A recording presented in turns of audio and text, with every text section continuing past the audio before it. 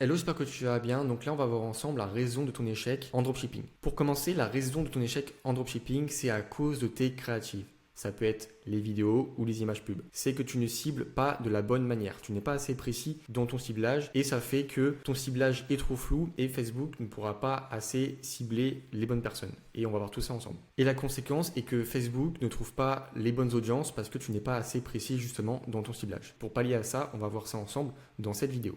La meilleure façon de vendre en 2024, c'est de définir des angles marketing qui sont clairs. Les angles marketing, ça peut être un avantage du produit précis ou bien un type d'audience précis.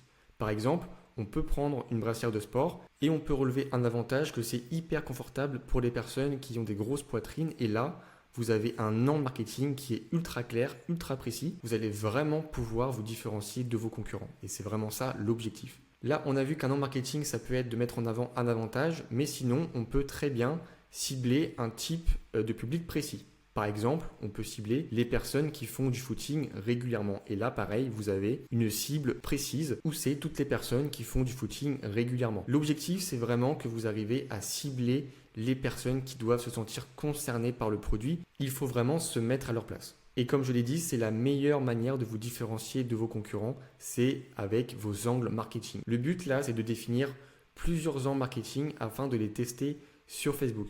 Donc moi, ce que je conseille de faire, c'est de tester à peu près 3 ans marketing sur Facebook. Après, vos ans marketing doivent être clairement annoncés dans vos vidéos pub ou même dans vos images, mais il faut que ça soit vraiment très clair et très explicite pour qu'on sache vraiment qui vous ciblez. Et ça, Facebook, il va le repérer directement et grâce à ça, Facebook va pouvoir cibler les bonnes personnes. Et même si vous êtes avec du ciblage broad, vous allez pouvoir être rentable très très rapidement parce que votre vidéo, elle est très claire et très précise. Et Facebook pourra trouver exactement les personnes que vous recherchez. Le but là, c'est de tester justement vos angles marketing sur Facebook et d'en tester 2, 3, 4 et de voir quel angle prend le mieux. Et dès que vous avez un angle qui prend bien, vous allez couper tous les angles qui ne sont pas rentables et vous concentrer uniquement sur l'angle marketing qui marche le mieux. Et là, vous allez augmenter le nombre de vos vidéos, le nombre de vos images et vous allez pouvoir faire un scaling aussi qui est vertical. Donc là, on va augmenter votre budget pub.